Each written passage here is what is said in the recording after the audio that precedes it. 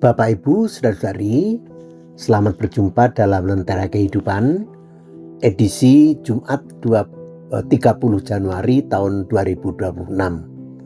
Salam kasih di dalam Tuhan Yesus Kristus.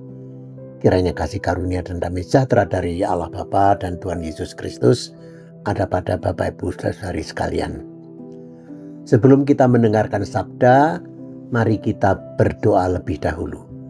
Bapa di surga, kami bersyukur oleh karena perlindungan Tuhan sepanjang hari dan sampai saat ini tetap Engkau melindungi kami, memberkati kami. Kami sekarang menyiapkan hati kami untuk mendengarkan sabda Tuhan. Bukalah hati, pikiran kami untuk kami mengerti dan hidup sesuai dengan kehendak Tuhan. Di dalam nama Tuhan Yesus Kristus kami berdoa. Amin. Ibu, Bapak, saudari, sabda Tuhan yang menjadi lentera kehidupan kita pada Jumat ini bertemakan hidup dengan adil. Hidup dengan adil. Disebutkan di dalam kitab Ulangan pasal yang ke-24 ayat 17. Ulangan 24 ayat 17 mengatakan begini. Janganlah engkau memperkosa hak orang asing dan anak yatim. Juga janganlah engkau mengambil pakaian seorang janda menjadi gadai. Bapak, Ibu, saudari, keadilan adalah dambaan setiap orang. Itulah yang diperjuangkan oleh seorang dari manapun juga. Termasuk seorang politisi di Inggris pada awal tahun 1800-an yang dia bernama William Wilberforce. Orang ini berusaha melalui cara politik dan perundang-undangan untuk membebaskan budak. Zaman itu jual beli budak masih hal yang lumrah. Bahkan menjadi obsesi orang-orang kaya yang ingin tambah kaya.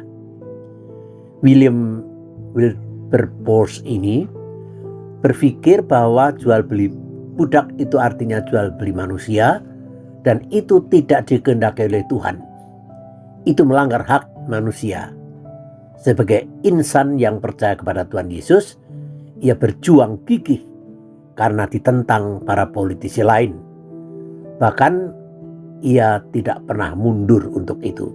Sampai akhirnya terbitlah undang-undang penghapusan perdagangan budak di Inggris. Firman Tuhan dalam kitab Ulangan pada hari ini mengungkapkan kehendak Tuhan bagaimana keadilan harus ditegakkan. Hak-hak orang asing atau orang-orang yang tidak memiliki semua hal, yang orang asing itu tidak punya hak atas tanah di suatu negeri. Hakikatnya mereka adalah orang-orang yang tidak punya apa-apa dan juga tidak punya siapa-siapa di rantau. Demikian juga untuk para yatim. Nah, demikian pula para janda, yatim adalah orang-orang yang tidak punya pembela. Orang-orang yang tidak ada pihak manapun yang bisa melindungi, yang bisa menjamin kehidupannya.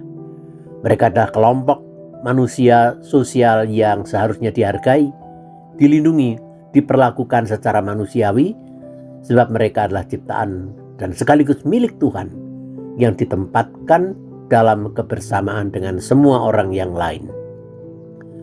Keadilan bukan hanya harus disuarakan, tetapi harus diperjuangkan dan diberlakukan serta dijaga. Itulah pesan inti dari kitab Ulangan ini.